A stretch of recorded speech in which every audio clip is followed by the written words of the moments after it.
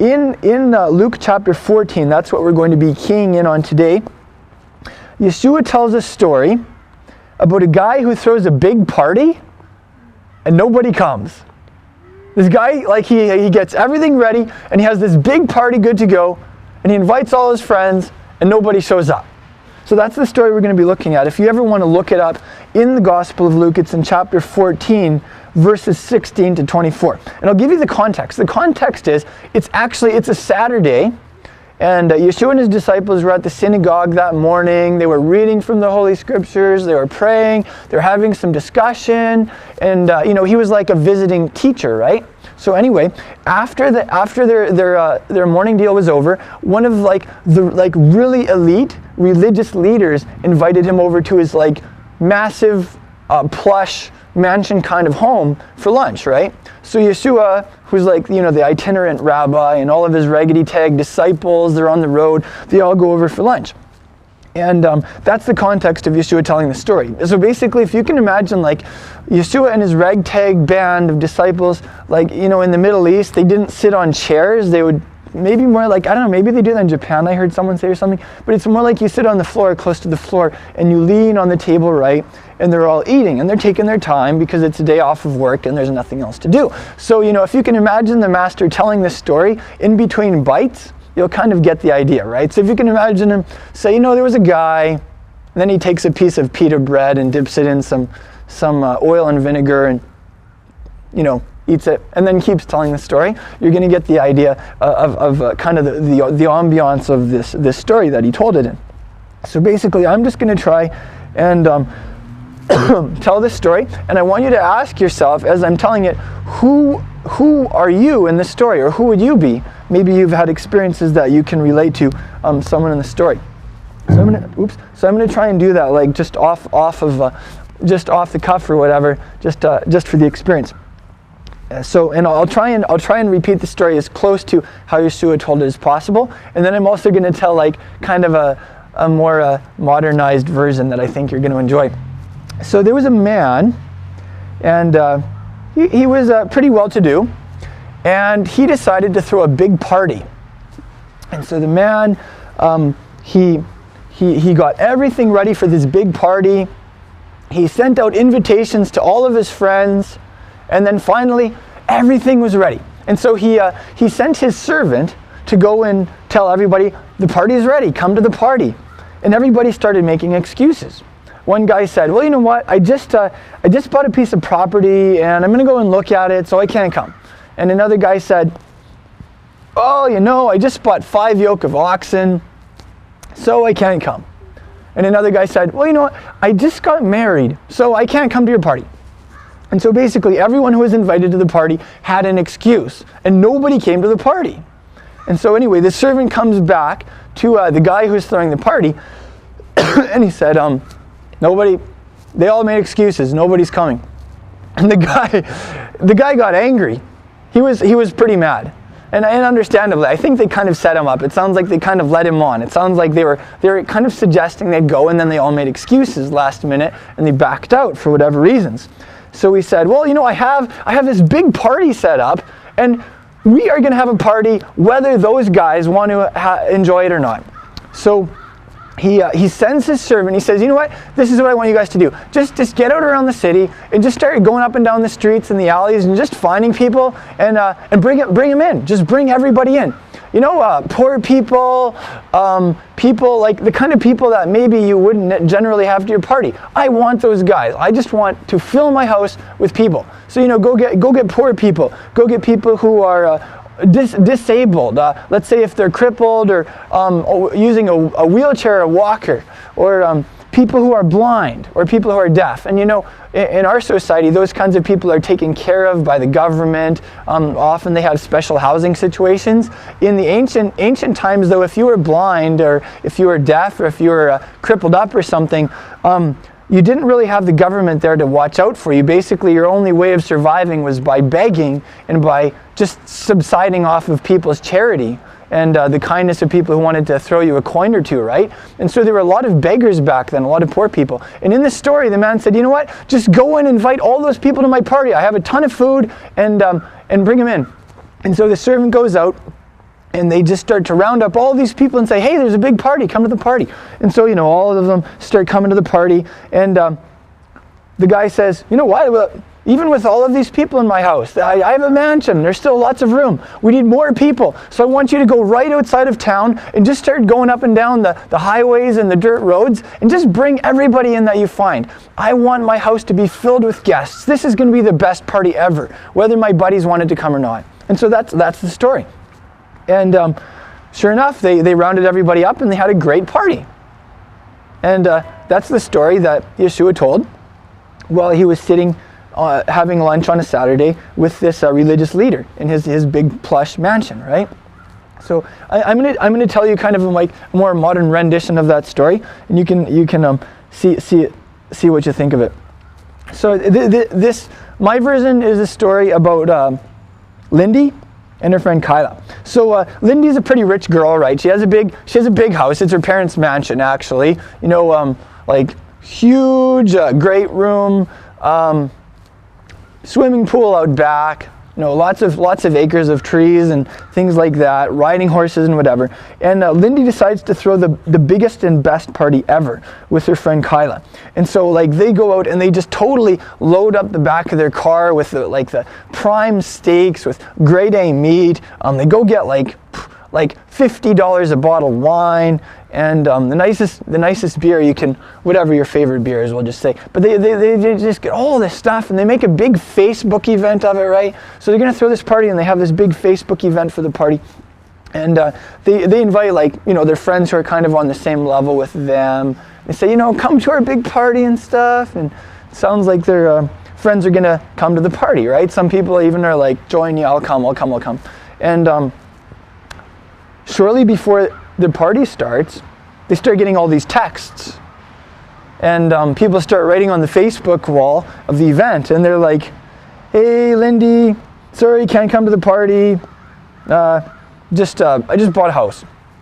And then another is like, hey, Lyndee, her farmer friend is like, hey, Lyndee, I just got a tractor. So I just having too much fun with my tractor. I can't come. Another friend texts her and is like, just got married, yippee. So anyway, everybody backs out, right? Nobody comes to Lyndee's and Kyla's party. And you can imagine how they feel, right? They're totally crestfallen and disappointed and just really let down. So anyway, Lyndee has to make this decision. Are we just going to cancel the party and try and eat all of this meat and drink all of this wine ourselves? And they say, no, you know what? We're going to have a party and it's going to be awesome. This is going to be the best party ever. We're going to pull it off. And all of our friends who made excuses and backed out, they're going to be sorry they didn't come to this party because it is going to be amazing. People are going to talk about this party for years. So this is what they did. They opened up the Facebook event and they posted, anybody and everybody can come to this party. Bring a ton of your friends. Swimming pool's open, and we've got a ton of meat on the barbecue, and free alcohol. This is great. So they opened up their Facebook event for it. They decided, let's just not just have our uppity up friends. They kind of got burned. They're like, all of our uppity up friends, they totally burned us on this one. We're going to go to a different kind of people. And so Lyndee, she jumps in her car and she's like, okay, you know what, Kyla, you go to the hospital in the old folks' home and just have everybody over that you can find. Anybody who's free, maybe. And I'm gonna go to the soup kitchen and just invite everybody from the soup kitchen. And so she goes, and there's the big soup kitchen lineup, and she says, hey, I'm having a big party. Never mind your free bowl of potato soup. I've got free grade A steaks. Come on, just come to my place. Here's the address, right? And so there's this big stampede of people coming from all over to this party. So Lyndee goes to the soup kitchen and Kyla goes to the hospital and the old folks home. And so they have hundreds of people, but they're still their yard and their mansion, it's only half full, right? It's this, there's a lot of people and this is a pretty good party, but it could be better. It could be better. And so Lyndee says, Kyla, what does your dad do for work? And Kyla said, well, he's a bus driver. And Lyndee said, I thought so. Where's his bus today? And Kyla said, well, it's the weekend. It's just parked behind his place. And then he said, let's go take his bus and just start rounding up people for this party and just bring in more and more people. And so that's what they do. They go and they hijack Kyla's dad's school bus, and they just start going up and down the streets and just hollering to everybody, "Hey, we've got a huge party at our place. Do you want to come?" And just jump in the bus. And so they're just picking people up everywhere they go, right? And before long, like they've stuffed the bus, 50-seat bus, and they have people like sitting on each other's laps. They say, "Just keep getting in the bus, keep getting in the bus." And they pack the bus out and they bring more and more people. And they just pack their place out, and they have an awesome party. And like people that would never talk with each other, talk with each other. And people that always look down on those people or whatever, they actually hang out and they enjoy a beer together. And friendships are made. And they stay up like all night long until the morning, because it really does go down as the best party ever in that town. They pull it off, right? And sure enough, all of Lyndee and Kyla's friends that didn't come to the party, they're pretty bummed about that. They wish they had gone. So anyway, that's my version of the story, trying to really get into it and how people felt and what that was about, right? So we're just going to ask those questions about this story now. The first question we'll ask is, what does this story tell us about Yeshua of Nazareth, who told it? Because obviously he was trying to communicate something that he was seeing happening around him, or that he was feeling.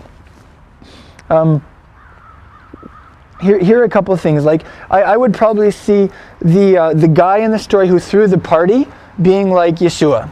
Yeshua is saying basically, I'm the king, I'm a very rich person, and I'm throwing a party, and I'm inviting anybody and everybody, right? So I think you could probably draw that conclusion. So, looking at the guy who threw the party and then looking at Yeshua, here are a couple of things that this tells me about Yeshua. Yeshua is very rich. Yeshua is friendly. Yeshua is generous. Yeshua is joyous. Like, he knows how to throw the best party you've ever seen. He really likes having fun. Have you ever seen pictures of Jesus when he's like really pale and grumpy or depressed, or he's just not having a good hair day, right? That's not the real Jesus. Like, the real Jesus is a guy who loves a good party and can throw the best party you've ever seen, is right in the middle of it. He's the life of the thing. He's having so much fun, right? Like, he probably has the biggest smile plastered on his face. He's probably laughing harder and louder than anybody else at the party, right? That's Yeshua of Nazareth. We see this guy, when everybody kind of like left him in the lurch and turned him down, he got angry. So that tells us Yeshua of Nazareth, you can offend the guy. You can actually make the guy angry. We also see this guy who threw the party in the story. He wasn't needy or dependent. Like, okay, his friends didn't show up, but it didn't destroy him. He wasn't devastated. He didn't curl up in a fetal position and bawl for the rest of the day, right? What did he do? He just said, okay, let's make some new friends. Let's go out to the city and have some other people to the party, right? So something we see about Yeshua from this is, Yeshua is not a needy or a dependent guy. Like, he will make you an invitation, but he will not like beg at your feet and bawl as if everything depended on you, because it doesn't. It's like he's the kind of man that isn't like a needy man that goes to a woman with just to have his needs met. It's like the kind of man who goes to a woman knowing who he is and offering his strength, is kind of more the idea. We see in this story, I think it could also tell us that Yeshua isn't prejudiced. This guy wasn't prejudiced. He had people over that maybe society frowned upon. This guy was trusting. He had like a bunch of homeless people and dirty, stinky people and blah, blah, blah over to his place for the party, right? That tells me something about Yeshua. And here's something really important to remember. Yeshua said, when you see me, you see God. Because I'm the Son of God. So like when you look at me as the Son of God, it's going to tell you a lot about my Father. So, as we're talking about this, whatever this story tells us about Yeshua, it's also telling us about his Father, who is in the heavens, so we can't see him with the naked eye. But so we need stories like this to help us understand our Creator. So you could definitely say, like, this story tells us that Yeshua doesn't measure people by the externals that most people measure people. Stuff like their income, how many figures income they have, their social status, their good looks or their health, the neighborhood they live in or the size of their home, whether they're a punk or a jock or whatever the case may be. We have all of these in our society. We make these little boxes, and then we only hang with the people who are like us and fit in our box, right? And everybody else, we exclude them. It's kind of like we have this deep perverse need to do that. And Yeshua says, I'm not like that. I look at everyone the same, and I accept everyone equally. Everyone is welcome to my party. We also see in this story, this guy really wants a full house. He really loves people. And I think that tells us something about Yeshua also. Yeshua of Nazareth really loves people. He has a really big house, and he wants his house full. He wants a full house. And there's room in his house for everybody. That's what this story tells me about Yeshua of Nazareth. What does this story tell us about Yeshua's kingdom and his kingdom culture? They nailed Jesus of Nazareth to a cross. He was executed by the state. But 3 days later, there was very strong evidence that he was raised from the dead. And most of his guys went on to actually lay down their lives and die bloody, premature deaths to say, yes, he was raised from the dead. We saw him. We talked with him. He sent us to tell you this message. That was the message they went to the nations with, right? And so Yeshua is alive, and he is like a king, and he is so rich. And when he is returning to rule from Israel. We read that in the prophets of old, right? And so I think here's some things that we could get from this. Yeshua says his kingdom is best pictured as a party. Did you notice that? He didn't say, my kingdom is best pictured by a church service. He said, if you want to understand my kingdom, think of a party. Think of like a big dinner party, and you're going to get a little picture of what I'm all about as the king. Isn't that interesting? I think you could say therefore that his kingdom culture is a culture of joy, of celebration, of fun. Here's a little question along those lines. What do Yeshua's kingdom and McDonald's have in common with each other? Happy Meals? Smiles are free. There are lots of smiles. No, but really, if you think of a party, people get together and party to have fun, to laugh, and to smile, right? And maybe to forget their troubles sometimes or whatever. And Yeshua says, yeah, I'm throwing a party and I want you to come and I want you to experience that. I think you could also say that Yeshua's kingdom is the opposite of the kingdom of Edward Mike Davis. Edward Mike Davis was the owner and CEO of a Tiger Oil Company based out of Texas in the 70s and 80s. And I read a series of his legendary memos that he sent to his employees. And you're going to get a kick out of this. I think this would be a great picture of the opposite of Yeshua's kingdom. I got these from lettersofnote.com, the Tiger Oil Memos. And this is a little intro. It says, from the offices of the now defunct, but at one time Houston-based Tiger Oil Company, come a total of 22 enormously entertaining memos, all sent by or on behalf of the firm's incredibly amusing, painfully tactless, and seemingly constantly angry CEO, Edward Tiger Mike Davis, to his staff.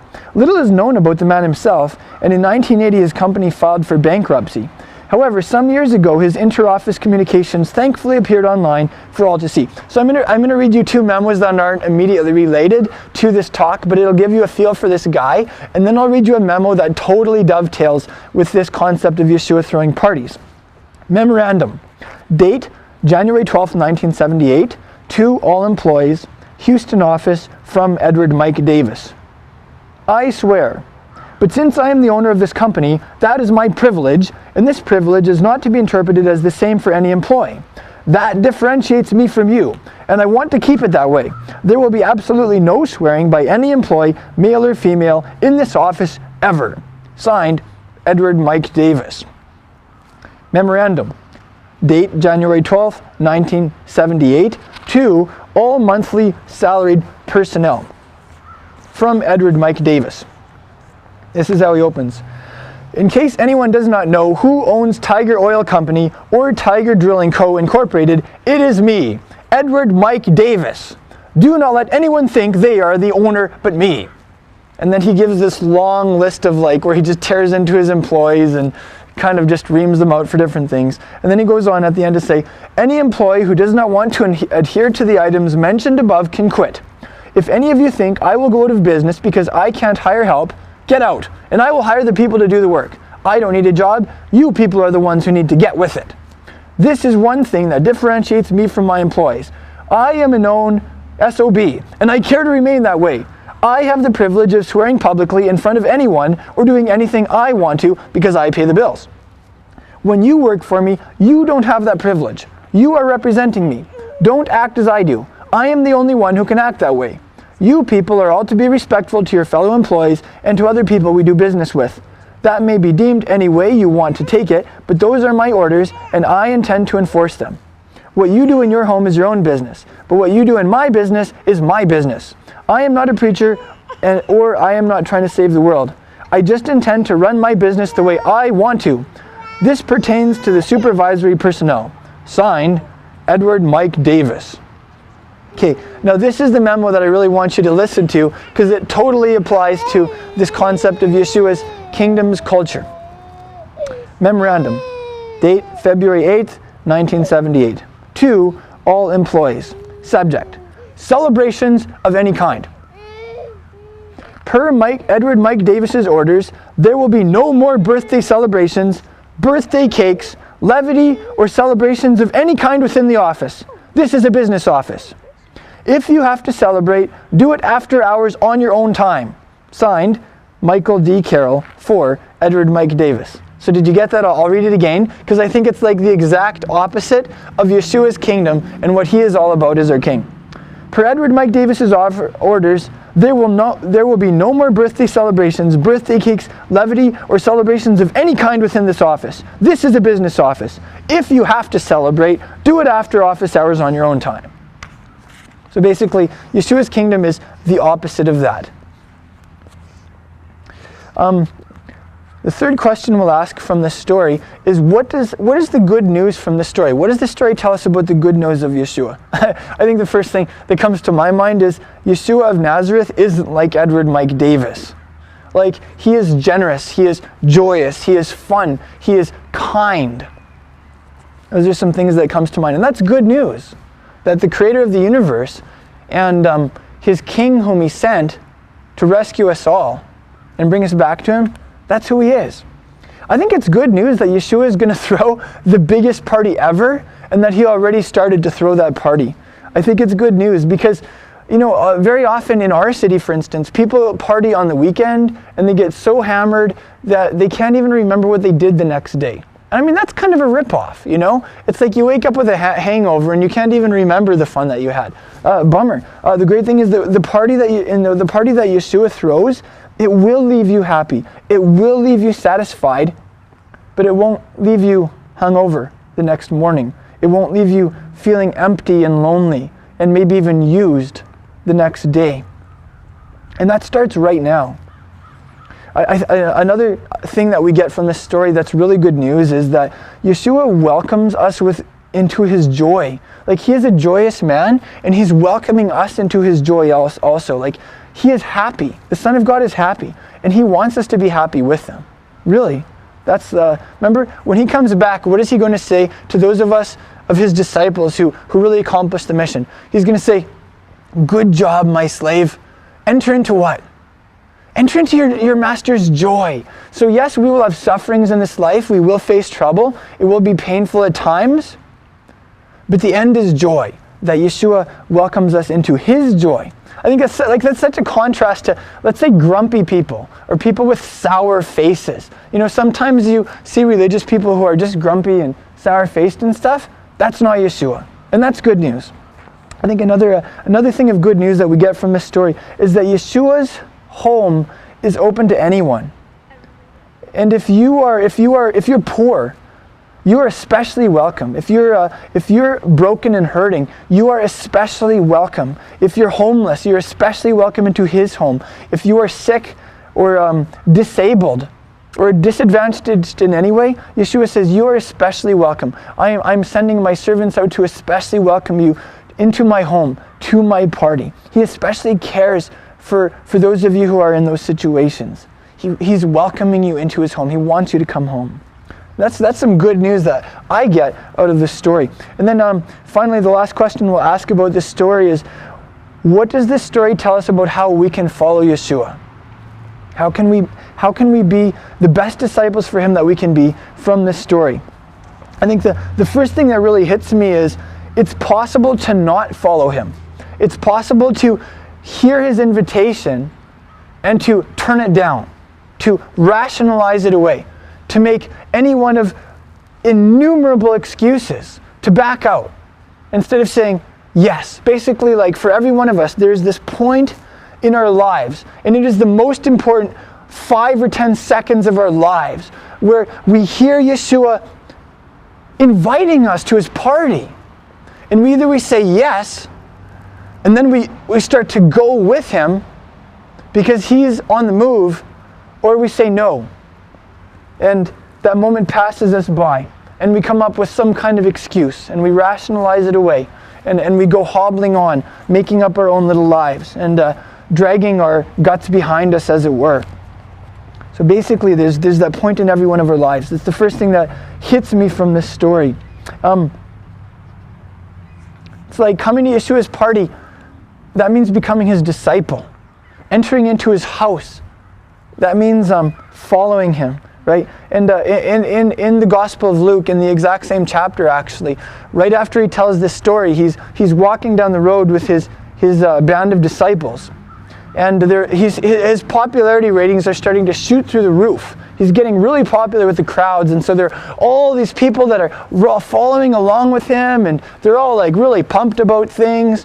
And he turns around and he starts shouting at this crowd, and he says, "If you don't hate your own family members and hate yourself, you can't be my disciple. If you don't pick up your cross," which is a picture of brutal execution, of a very violent death. If you don't pick that up, you can't be my disciple. And then he used two analogies. He used a military analogy, and he used a construction analogy. He said, can you imagine a guy who is going to do this construction project? He's going to make sure he has the capital to do it. He's going to ensure he has the building materials for it. He's going to make sure all of those things are cleared ahead of time, so that he doesn't start building and end up with a half-finished structure and have everybody laugh him out of town. And then he also said, can you imagine a head of state, and he has a conflict with another country. Can you imagine him declaring war on that country without first conferring with his advisors and checking with their information sources and ensuring that they can actually engage with that country and beat them, basically? Because can you imagine, like, let's say a little country like, let's say Paraguay. Can you imagine Paraguay declaring war on Russia or on the United States of America? I mean, the international community would laugh them out of the UN, basically, because it's just not going to happen, right? So Yeshua says that's the way it is. Basically, that construction guy, he counts the cost first. When a country goes to war with another country, they count the cost first. And if you want to be my disciple, you don't just mindlessly jump on the bandwagon. You don't just assume this isn't going to cost you anything. This is going to cost you everything. And you've got to count that cost. Either you love me more than anything or anybody else, or you can't be my disciple. You are not going to come to my party. Either you count the cost and you're willing to bear some shame or be despised by your friends, or maybe looked down on or talked about behind your back or whatever, or you can't follow me, he said. So he set the bar really high. He challenged people. He said, either I'm number one in your life or I'm not in your life at all. And that's something that we learned from this story. Yes, there's a party. Yes, you're invited. And yes, it's free. But on the other hand, Yeshua's on the move, and you're going to have to walk away from a lot of stuff to keep up with him and to enjoy that party. Another thing that we can get out of this story about following Yeshua is throw parties. Like, throw real parties. Parties that are actually a lot of fun. And that's something I really want to grow in as a community. That's why we're making this transition from gathering on Saturday mornings in the gym of a church building on the east side of PA in a pretty nice neighborhood to getting together at each other's places on Friday nights. We're going to be having house parties every Friday night at each other's places. That's why we're getting together in the park here. We are going to be throwing parties here in Kinsman Park in the middle of our city. It's actually really cool because it's right between the east side and the west side, and it's really close to downtown. We're going to start throwing parties here as a community every Saturday afternoon. And actually, maybe we shouldn't even say that we're throwing a party. I really believe that Yeshua is going to be throwing parties this summer here at Kinsman Park, and he's going to be inviting us and anybody else to his party. So we're not going to look at this as my party. We're not going to look at this as our party as a community. These gatherings at Kinsman Park at 4 o'clock on Saturday afternoon this summer, this is Yeshua's party. And I really believe that he's going to give us some great times. We're going to have so much fun. I believe that he's going to release his joy in our midst, and we're going to have such a blast. And I believe that we're really going to sense his presence too. So that is another thing that we get from this story. Yeshua throws the best parties. If you're a follower of him, throw great parties too. That's an area where I think some of us can grow. We're going to have to break out in that one, and it's going to be great. Another thing that we learned from this story that Yeshua told, actually I'm going to read to you a very short passage. It's in the Gospel of Luke, chapter 14. Remember I told you that Yeshua told this story between bites, kind of leaning over the table at this big Saturday late lunch deal, right? And a little bit before that, here, I'll just read it to you. The Gospel of Luke, chapter 14, verse 12. It says, he also went on to say to the one who had invited him, when you give a lunch or a dinner, don't invite your friends or your brothers or your relatives or rich neighbors. Otherwise, they may also invite you in return, and that'll be your repayment. But when you give a reception, invite the poor, the crippled, the lame, the blind, and you will be blessed, since they don't have the means to repay you. For you'll be repaid at the resurrection of the tzaddikim, the righteous. Can you imagine saying that to, like, if you have a really rich person who has you over to their mansion, and you're sitting there with like all of this guy's friends, and you don't even know each other that well. Can you imagine being like, next time you have a party, you shouldn't actually invite like a bunch of rich people and people who can pay you back and have you to their houses next time, kind of that happy little tit for tat kind of game. You should have like a bunch of poor people over who can't have you back, and a bunch of disabled people and homeless guys and guys like that. That's what you should do. Like, can you imagine? I mean, only Yeshua, the Son of God, would have the guts to tell somebody that, hey, I wish I could have been there. I wish I could hear like his, I'll bet you could hear a pin drop. I wish I could watch his host's face. Be like, I can't believe you're telling me this, But it was true. It's a really gutsy thing to say. So anyway, this is something that we can do too. When we throw parties, when we have house gatherings, when we have shindigs at the park, don't just invite the people you're really comfortable with. Don't just invite your close friends. Don't just invite people who are on your socioeconomic level or people from your neighborhood. Invite people who can't have you back over to their place. Invite people who maybe even are homeless, or people who are lonely because they're society's misfits. Yeshua says, I love those people. I want to invite those people to my party. And you're throwing my party, so have them over. Some people would say, how could we do that? I mean, those people aren't safe. Let me tell you, Yeshua's kingdom is safe, and you are in his kingdom. And when you do what Yeshua said, you are in the safest place you could ever be. May I suggest to you, it's actually more dangerous to disobey Yeshua than it is to obey him. When you disobey Yeshua and stay in your comfortable zone and only have people over that you think are trustworthy, you are in danger because you're disobeying the Son of God. But when you obey Yeshua and you reach out in his name to the people that maybe you would look at as a little bit risky or dangerous, it's okay. He's backing you. He's right there. And you know what? He's the one who did it first. And guess what? Our leader did get killed early on in the game. So maybe our measurement shouldn't always be, safety and that kind of stuff. It's a thought. It's a thought. maybe that's part of counting the cost, carrying our crosses. And then my last thought on how we can follow Yeshua from this story, in Luke chapter 15, verses 1 to 7, it's just the next chapter. Some of the really strict religious people, like the guys with long, grumpy faces, like the really grumpy face guys, they're like, look at the company that this rabbi keeps. Look at the people he hangs out with. Some of these are like, I just saw that girl like working the streets a couple weeks ago. I just saw that guy like ripping someone off in his taxes a couple months ago. These people are sinners. These people are lowlifes. These people are dirty.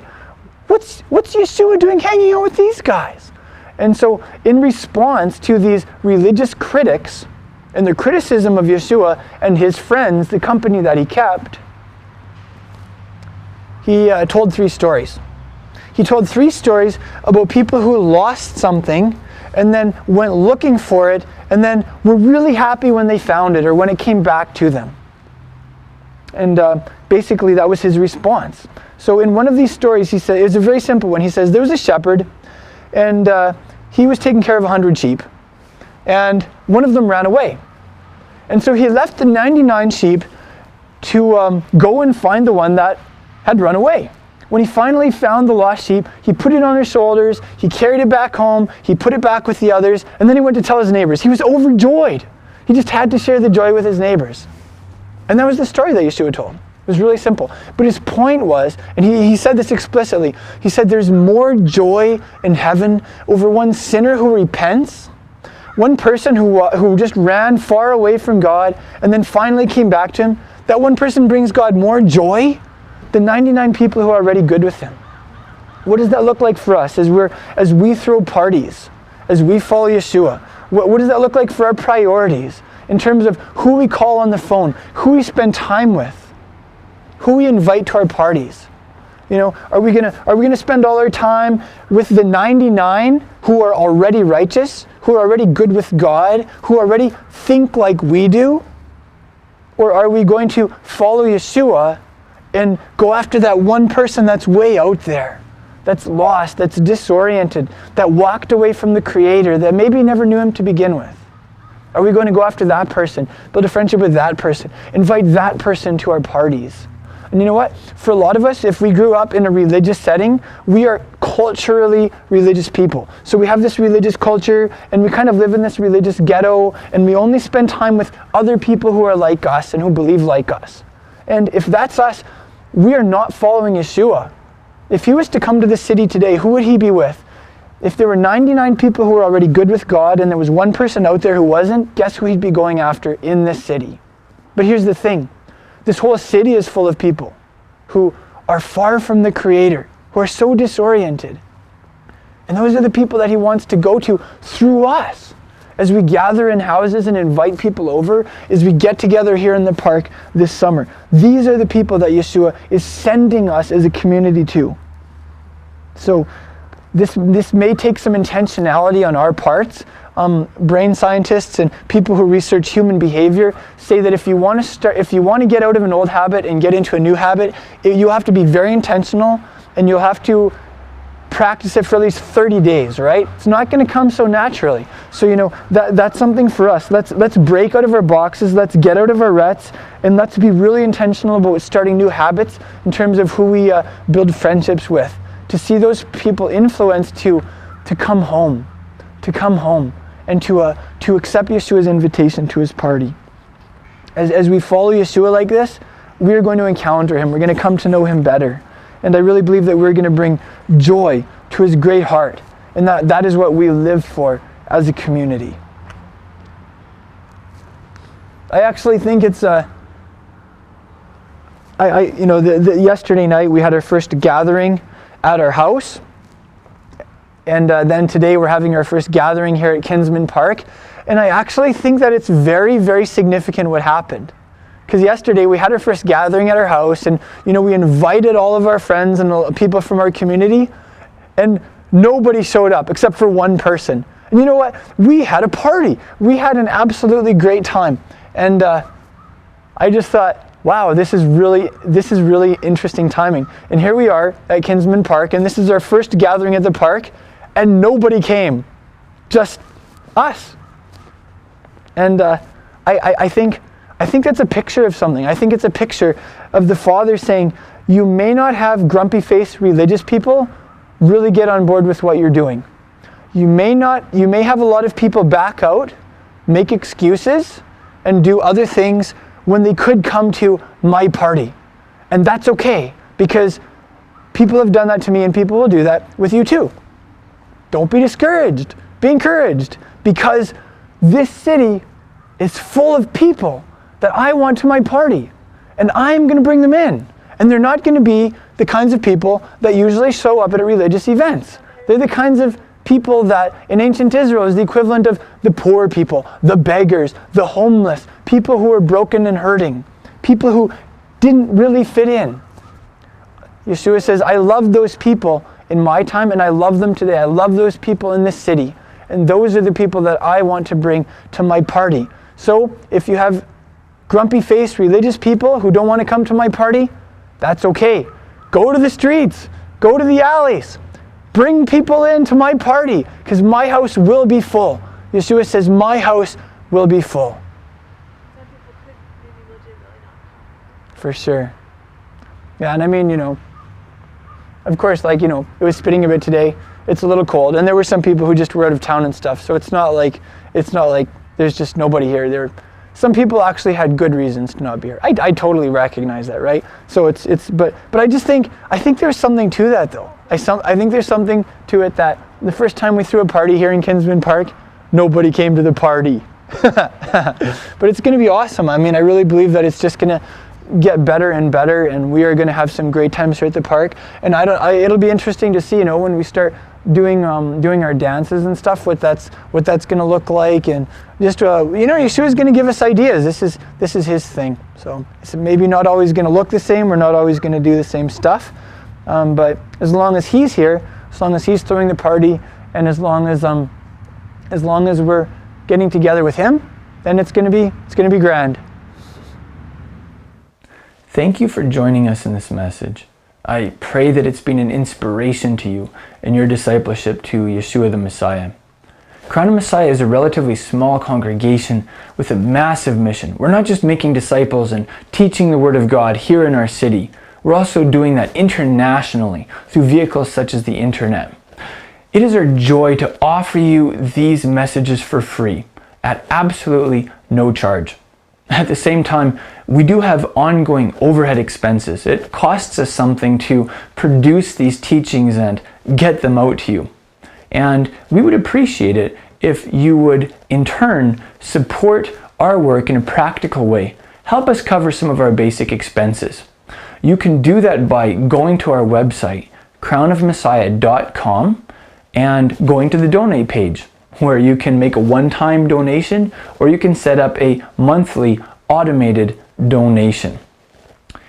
I'm reminded of the words of Yeshua's apostle Paul in Galatians chapter 6. He said, "Let the one who is taught the word share everything good with his teacher." So if you're being taught the word by us, we would appreciate it if you would take the words of Yeshua's apostle seriously and make some type of return for the blessing that we are giving you for free. That way, we'll all be in it together, and we will be a team accomplishing the mission that Yeshua has given us. And you will go from only being a receiver to also being a giver. If you're like most people, finances are tight. We understand that. Finances are tight for us too. That's why we need people like you to come alongside us and to back us in the work that Yeshua has called us to do.